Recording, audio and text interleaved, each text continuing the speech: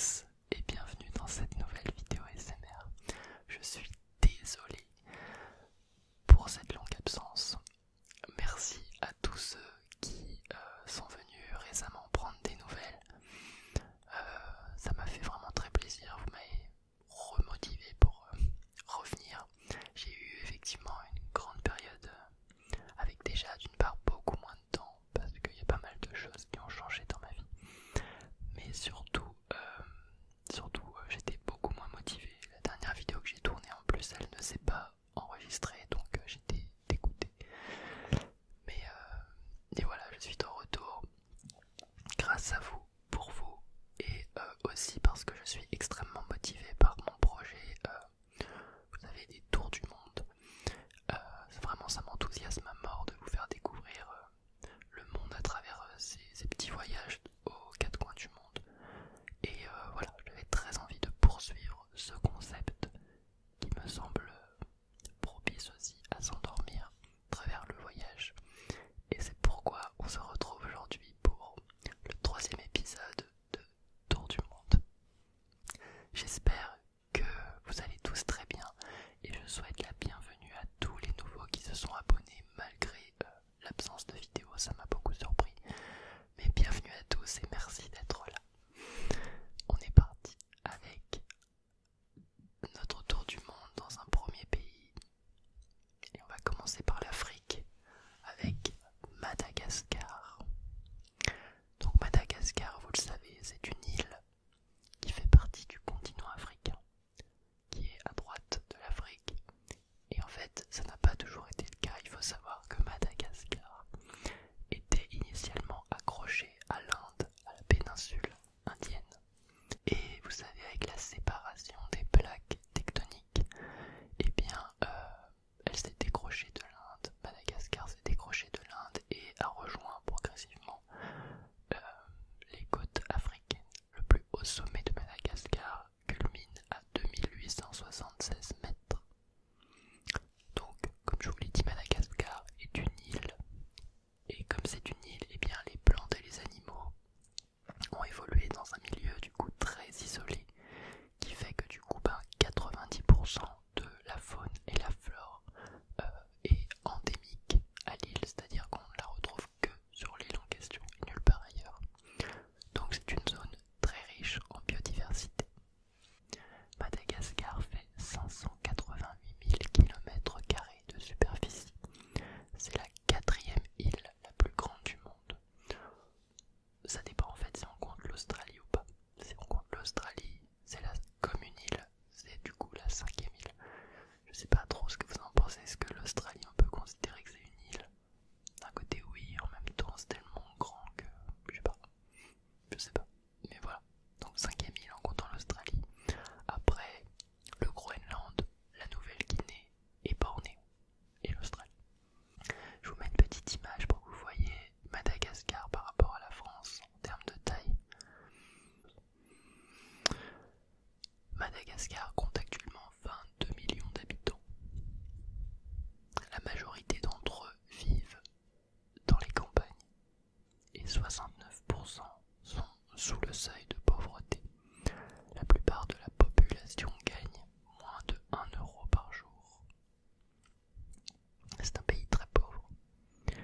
Madagascar était une colonie française entre 1897 et 1960, ce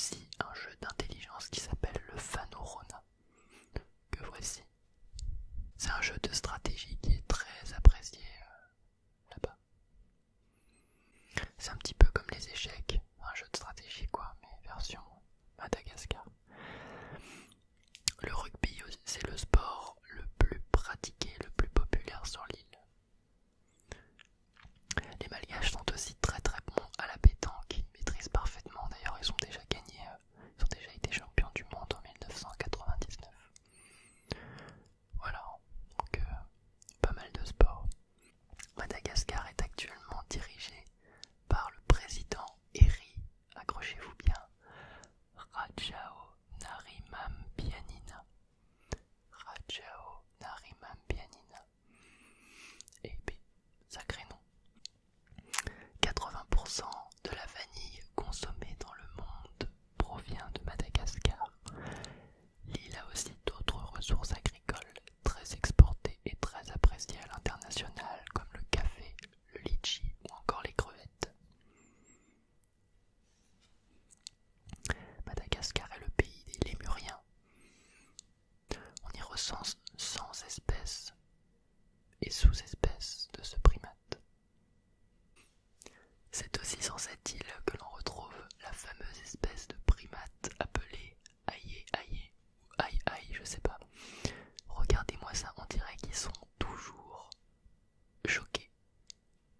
Cet animal est toujours choqué. C'est trop drôle. Il est célèbre pour ses méthodes de chasse nocturne et son apparence hors du commun, tu m'étonnes.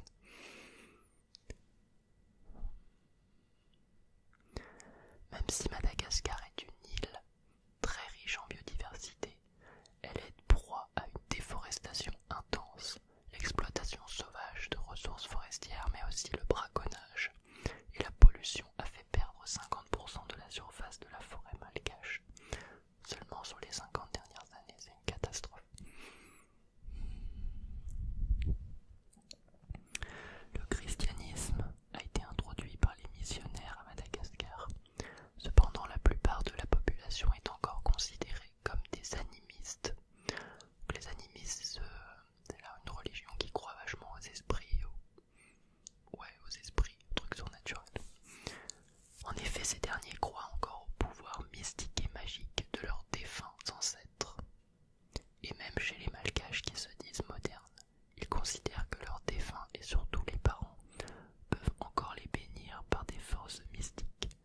Beaucoup enterrent de ce fait leurs morts dans des cercueils qu'on place très haut dans des grottes ou des falaises parce qu'ils pensent que comme ça, les morts se rapprochent de leurs ancêtres qui sont au ciel.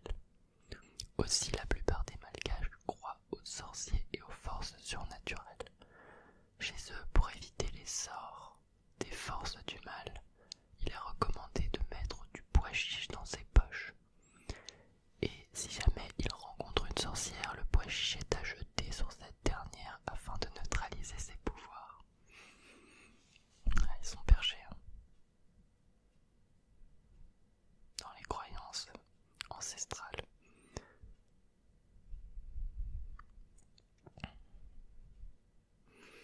Madagascar n'est pas encore connu pour ses activités touristiques comme les Seychelles ou l'île Maurice. En effet, ce n'est pas encore la destination préférée des touristes. Cependant, l'île possède des plages extraordinaires qui peuvent rivaliser avec les plus belles plages de sable blanc et lagons du monde. En fait, il y a beaucoup d'insécurité à Madagascar, qui fait que c'est pas du coup très touristique, et beaucoup de pauvreté aussi. Les cyclones tropicaux sont des tempêtes très violentes qui ravagent l'île chaque année en plus. En 2004, il y a eu le passage du cyclone Gafilo qui a fait 172 morts et 214 000 sans-abri. Il a engendré une perte de plus de 250 millions de dollars. Mais ce n'est pas le seul qui a fait autant de dégâts. En 2017, un autre cyclone du nom d'Enawa a également fait beaucoup de victimes. En 2018, Ava, 2019, Belnave, bref, il y en a vraiment chaque année des cyclones là-bas. Autrefois, Madagascar était l'habitat et le terrain de jeu de l'un des plus grands oiseaux terrestres ayant existé. Cet oiseau pesait 500 kilos et a disparu de la surface de la Terre entre le XVIIe et le XVIIIe siècle. Les raisons de son extinction ne sont pas encore connues. Cet oiseau s'appelait l'apiornis ou oiseau éléphant. Impressionnant, on dirait une grosse autruche quoi. L'environnement de Madagascar est aussi un habitat privilégié pour les serpents. On en recense 80 espèces.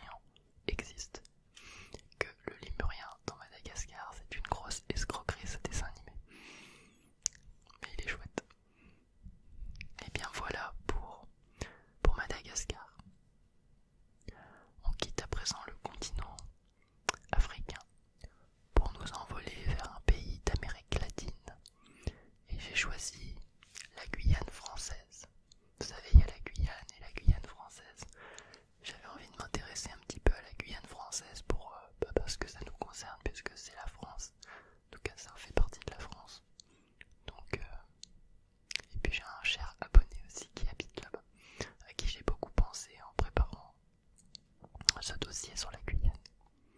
C'est le seul territoire continental de France et de l'Union européenne en Amérique du Sud et le dernier territoire français en Amérique continentale. C'est ce qui permet de dire que la France a une frontière avec le Brésil. C'est ce fameux pays qui est peuplé de 2,9 habitants au kilomètre carré, qui est absolument pas grand chose, 3 habitants au kilomètre carré, le rêve quoi. En 1498, c'est la date à laquelle Christophe Colomb a découvert la Guyane.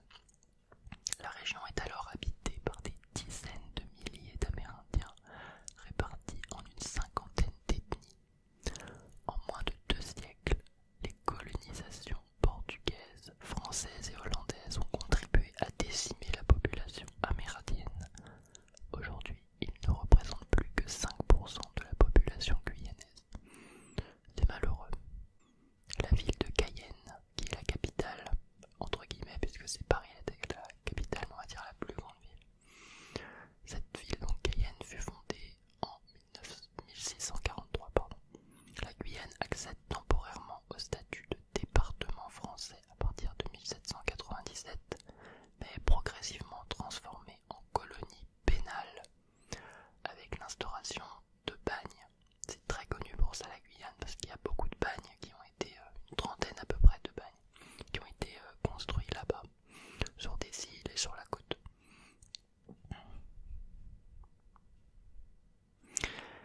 Il s'agit plus précisément d'un réseau de camps et de pénitenciers répartis sur l'ensemble de la côte guyanaise dans laquelle sont détenus.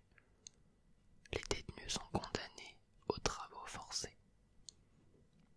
Donc il y a eu l'exemple d'ailleurs de Dreyfus, on avait parlé avec Saturne ASMR dans une vidéo. Dreyfus qui a été déporté sur l'île du Diable, eh bien c'est une île au large de la Guyane. À partir de 1965, Charles de Gaulle décida d'y établir le centre spatial guyanais à Kourou, dans la ville de Kourou. C'est aussi très connu pour ça la Guyane, les bagnes et le centre spatial de Kourou. Il est aujourd'hui exploité par le Centre national d'études spatiales qu'on appelle le CNES, et c'est de là-bas que sont parties toutes les fusées Ariane. Et il y a aussi l'agence spatiale européenne, l'ESA. Et il y a actuellement environ un lancement par mois là-bas. Donc en tant que touriste, on a une chance de pouvoir assister au décollage de quelque chose. Le petit punch, c'est l'apéritif star en Guyane. Il est préparé avec du sirop de canne à sucre, du citron vert et du rhum. Dans la cuisine guyanaise, on retrouve de la viande boucanée. Le boucanage est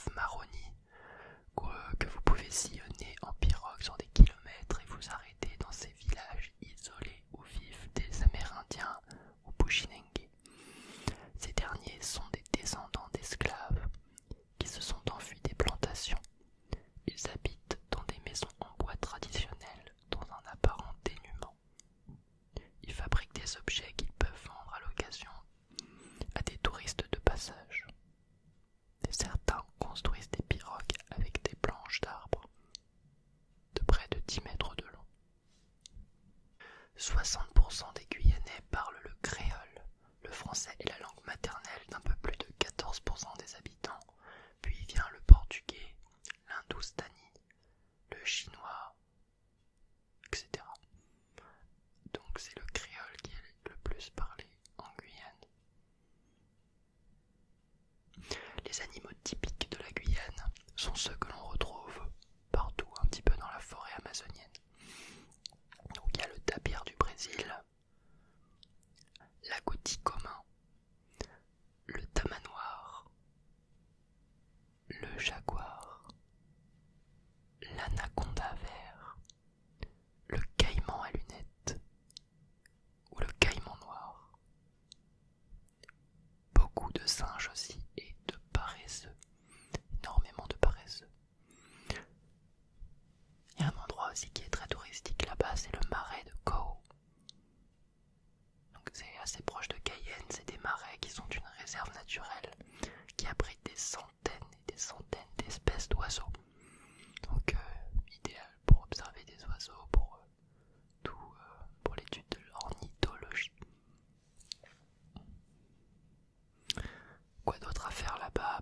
Les rivières, remonter les rivières en pirogue, le Maroni, l'Oyapock, la Prouague, Mana ou Inini.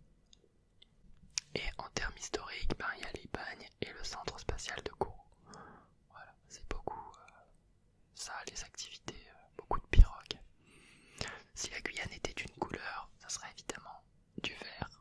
Si c'était une activité, ça serait dormir en hamac dans un carbet.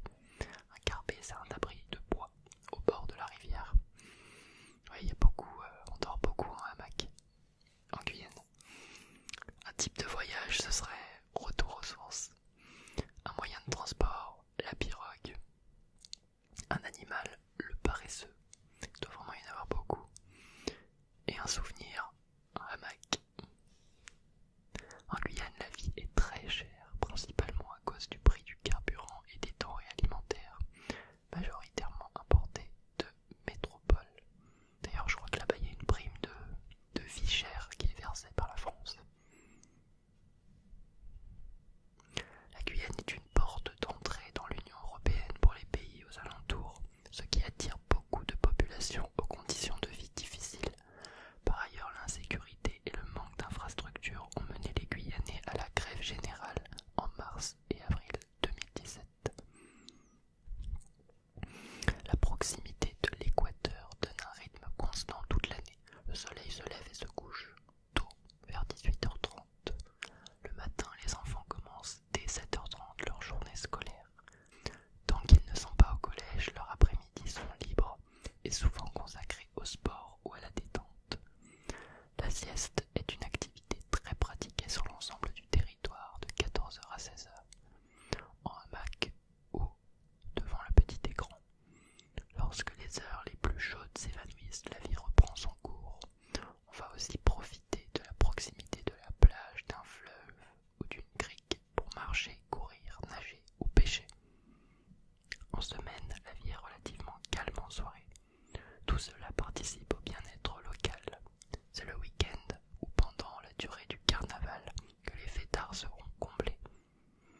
En Guyane, on apprend très vite à vivre doucement. Ne vous offusquez pas si votre rendez-vous a du retard. Il existe en effet le fameux quart d'heure guyanais qui s'étend quelquefois au-delà. Quant à celui qui s'énerve, il n'est pas crédible. Voilà pour la Guyane. Très beau pays, la Guyane. Alors c'est sûr, on va pas là-bas pour les eaux turquoises, hein. Les eaux sont marrons, mais comme il disait, c'est un retour aux sources, c'est un voyage authentique et un voyage d'aventure surtout.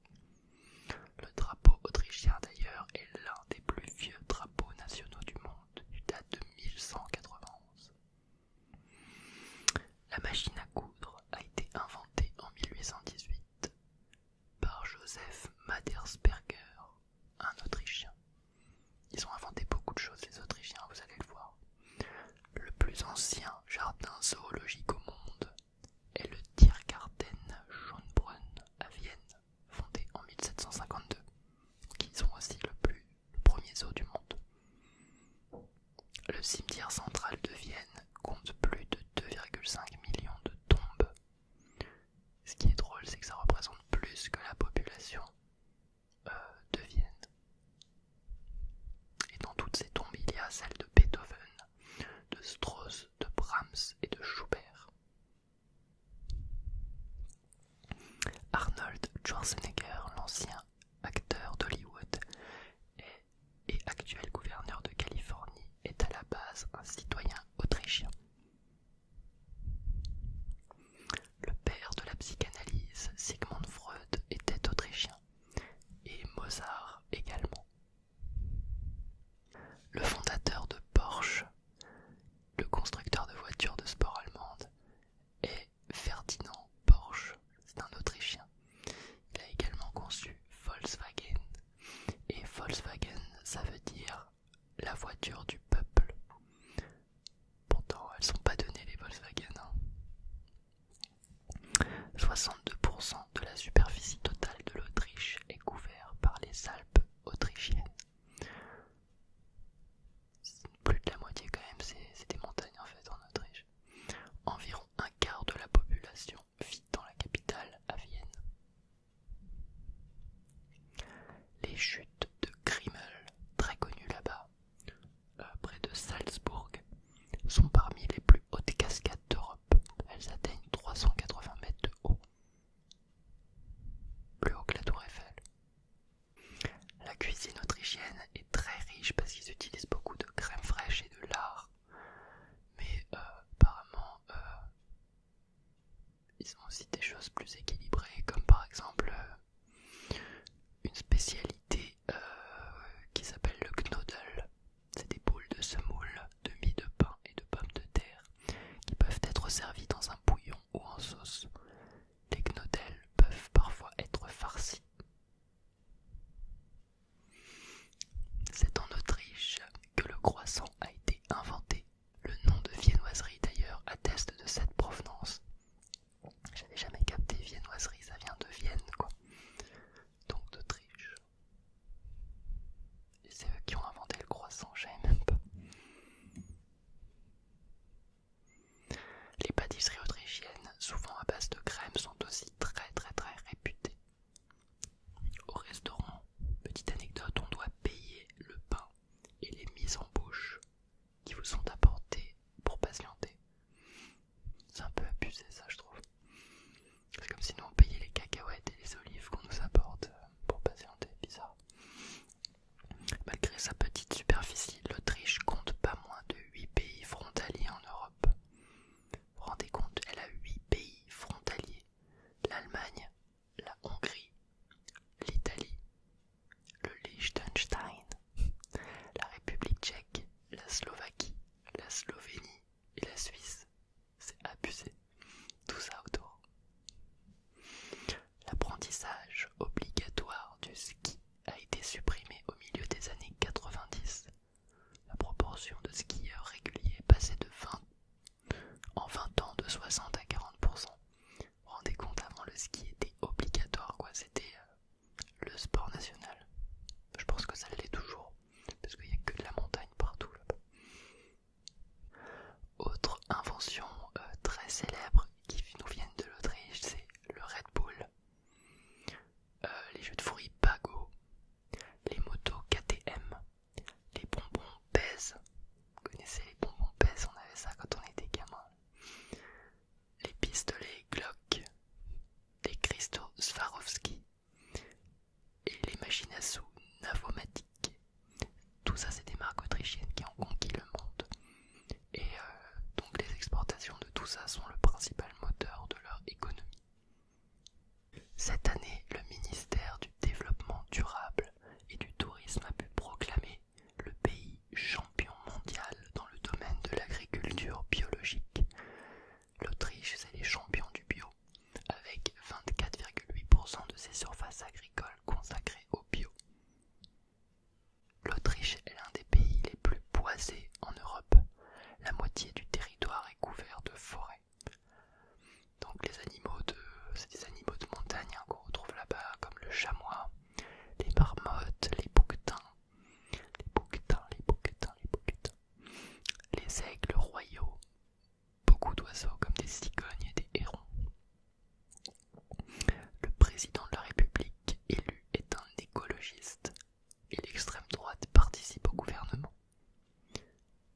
Que voir, que faire en Autriche? Eh bien, du ski dans le Tyrol, dégustation de café viennois et viennoiseries en tout genre. Je vous ai mis le château de Schönbrunn,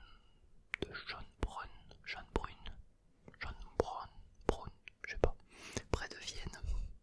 Palais de Sicile impératrice, c'est pour ça que je l'ai mis. Visiter Salzbourg, qui est la ville natale de Mozart. Et les grottes d'Esri-Senwelt. D'Esri-Senwelt. C'est des grottes de glace les plus vastes d'Europe.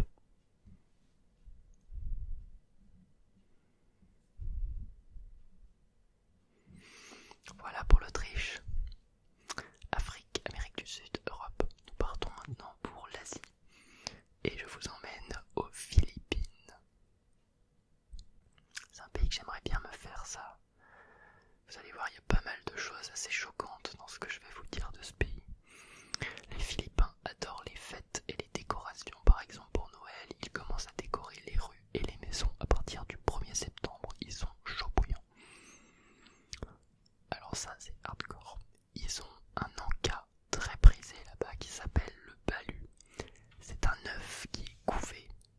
Donc c'est-à-dire que l'oisillon a déjà commencé à se développer avec les os, les plumes et tout. Et ensuite ils le font cuire à la vapeur. Et ensuite ils croquent là-dedans, ils bouffent tout, c'est immonde. Sans transition, c'est le pays des textos. Plus de 400 millions de SMS sont envoyés chaque jour. Ils téléphonent peu, leur appareil ne sert presque que pour les SMS.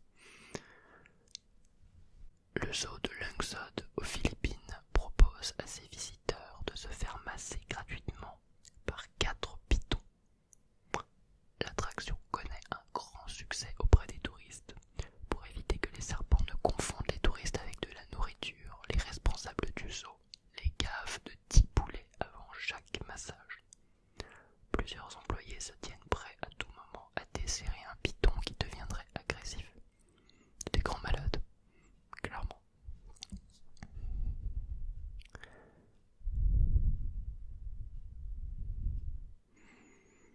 Il existe un restaurant là-bas qui s'appelle Waterfalls, qui propose de venir déguster des plats typiques au pied d'une chute d'eau naturelle, les pieds dans l'eau, dans un décor ahurissant. Ça va être stylé ça. Un peu bruyant peut-être, mais original. La galerie Art in Iceland à Manille a eu l'excellente idée de créer le premier musée où le spectateur devient acteur. Ça a l'air génial. Regardez, les œuvres sont créées et réalisées afin de permettre une interaction entre les œuvres et le visiteur. Grâce aux effets d'optique et aux jeux de perspective, les œuvres et le spectateur ne font plus qu'un. De quoi faire des selfies. Trop stylé. Aux Philippines, il est strictement interdit de divorcer, mais cela n'a pas empêché les Philippins de trouver un moyen de se séparer. Il est donc possible de faire annuler son mariage en justice en démontrant après expertise d'un psychiatre, que l'un des conjoints est fou ou inadapté au mariage. Cette pratique coûte cher mais se popularise chez les classes aisées, un moyen de contourner la loi. Depuis sa fondation en 1571, Manille, qui est la capitale, est devenue une ville très densément peuplée. Aller faire ses courses aux Philippines signifie littéralement conduire 7 km en 45 minutes, dont le trafic peut être qualifié d'infernal. Au même titre, si vous souhaitez vous rendre dans un magasin, il faut faire la queue à l'entrée pendant minimum 20 minutes. Oh, c'est chaud.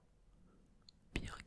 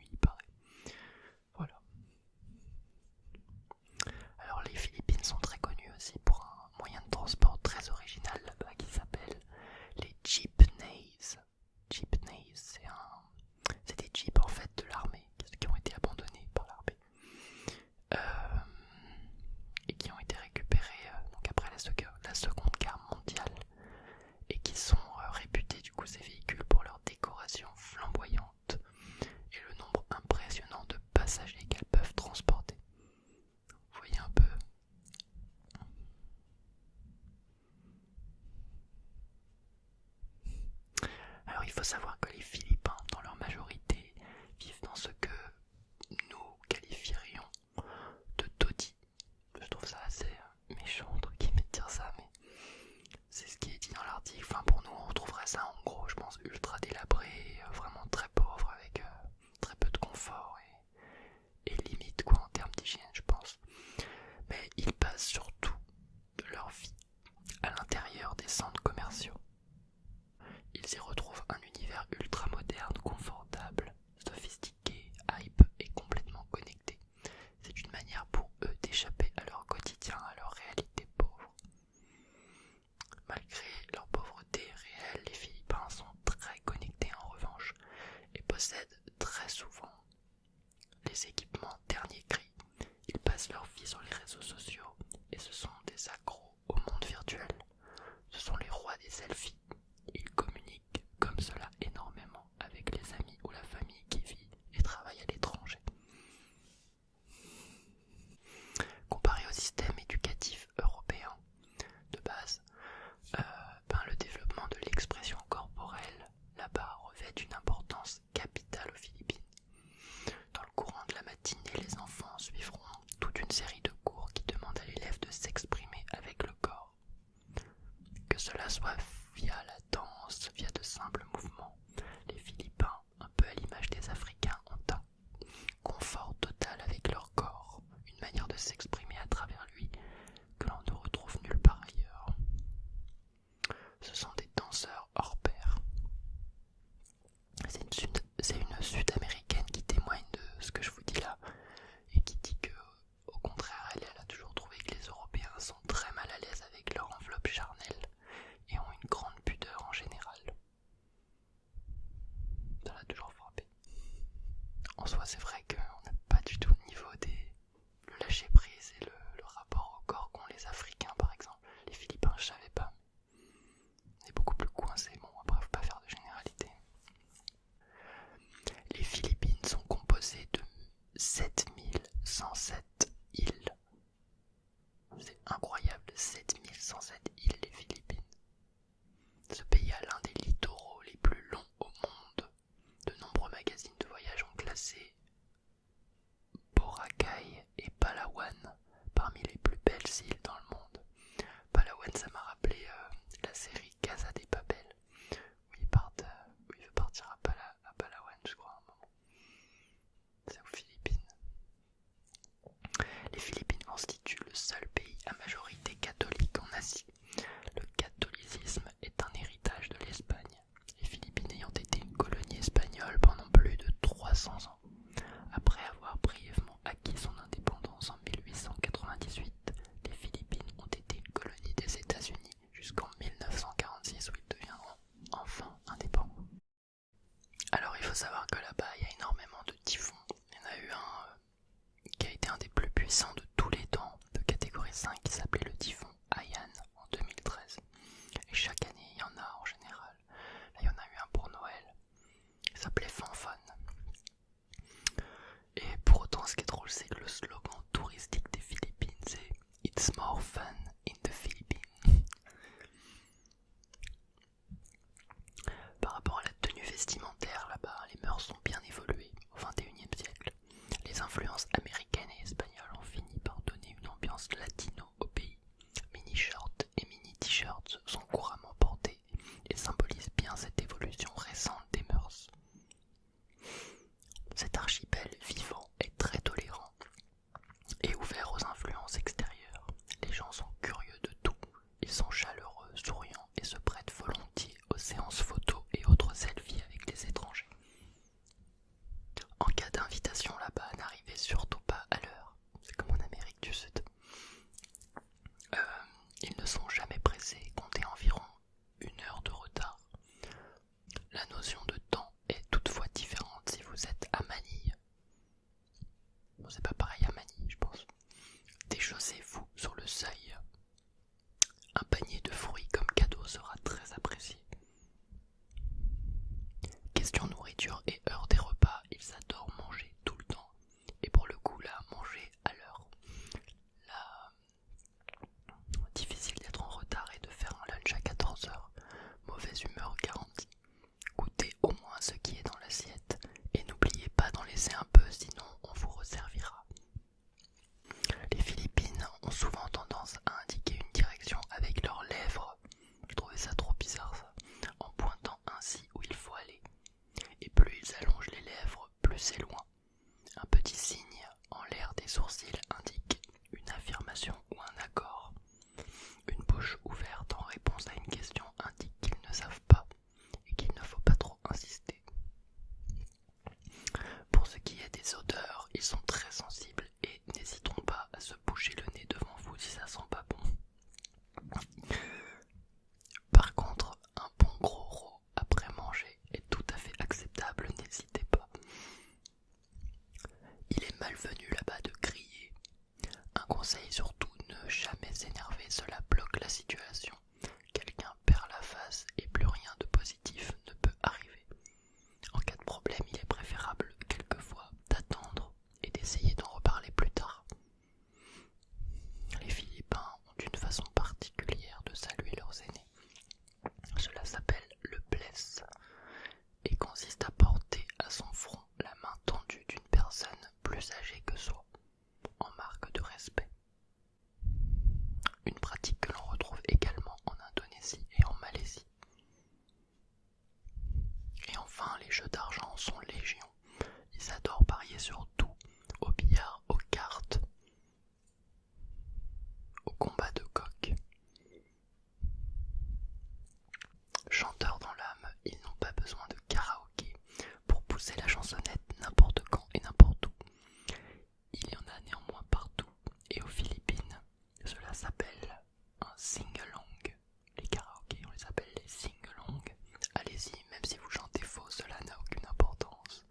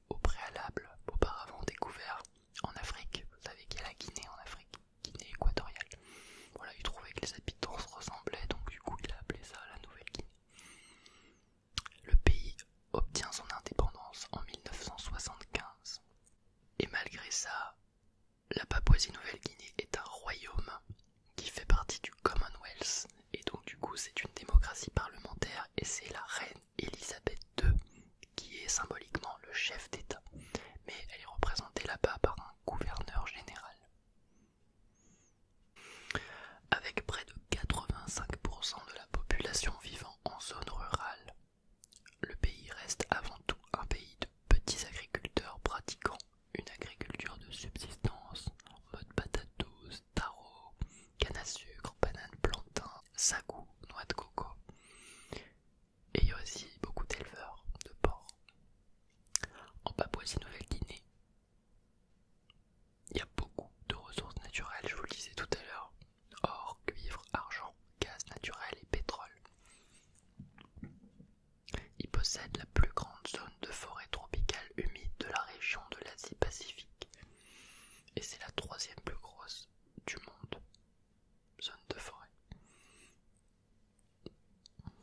Les voies de communication terrestre sont très limitées par contre. Ils sont là-bas que deux grandes routes. Seulement deux grandes routes. Et du coup la capitale du pays, elle est coupée de toute une partie du pays. Parce que les deux grandes routes, elles sont pas reliées entre elles. Et il y a une grosse partie de la population qui est donc coupée de la capitale, qui ne peut pas s'y rendre.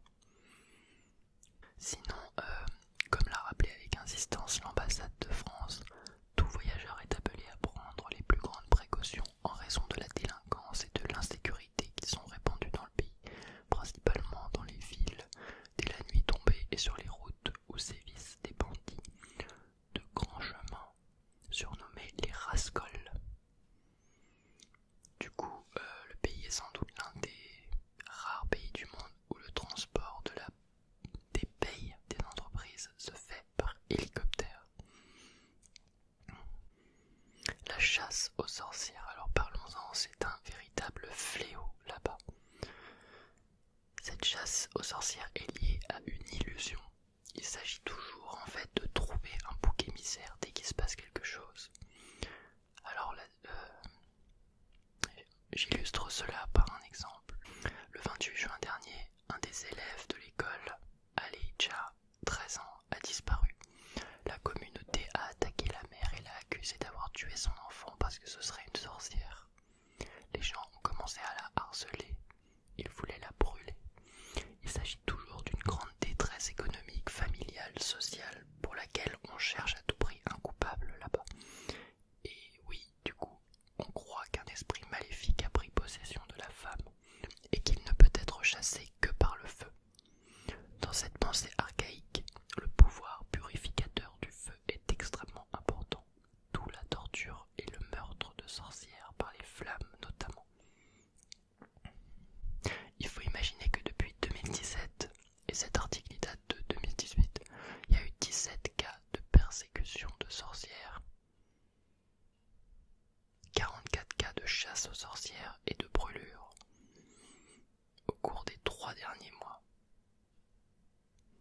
6 femmes ont été mises en sécurité avant que quelque chose ne leur arrive. Bref, chaque année, il y a masse de chasse aux sorcières et tout. Ils sont graves à l'ancienne, là-bas. Encroutés dans des croyances ancestrales complètement dingues. La Papouasie-Nouvelle-Guinée est le paradis pour les amateurs d'ornithologie. Grâce à sa dense forêt primaire, on a recensé pas moins de 708 espèces d'oiseaux. La Papouasie est l'antre de l'oiseau de paradis. Regardez cet oiseau comme il est beau. Outre cet oiseau magnifique, vous pourrez observer aussi des toucans, martins pêcheurs, perruches et perroquets, ainsi qu'un grand nombre d'espèces de paresseux. Si vous êtes adepte d'écotourisme, le voyage dans une nature préservée à la découverte d'une culture authentique, alors la Papouasie-Nouvelle-Guinée est la destination qu'il vous faut. Après tout ce que je vous ai dit d'horrible sur le pays, maintenant j'essaye de vous le vendre. Ici vous ne trouverez pas de grands hôtels mais uniquement de petits établissements bien intégrés à leur environnement. Certains lodges n'offrent pas plus de 10 bungalows. Ce sera l'occasion pour vous d'approcher au plus près la nature sauvage de Nouvelle-Guinée. Participez à un Sing Sing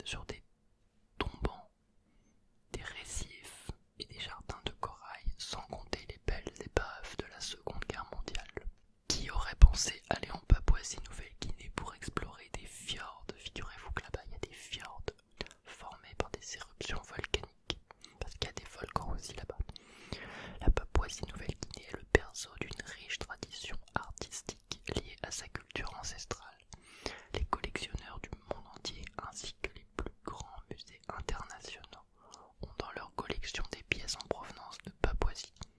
Cet art varié prend la forme de statues, de tambours, de masques et coiffures, boucliers, lances, flèches et autres objets guerriers. Nul besoin d'être richissime pour pouvoir s'offrir un souvenir de Papouasie. Il est possible de trouver de jolies pièces à des prix abordables.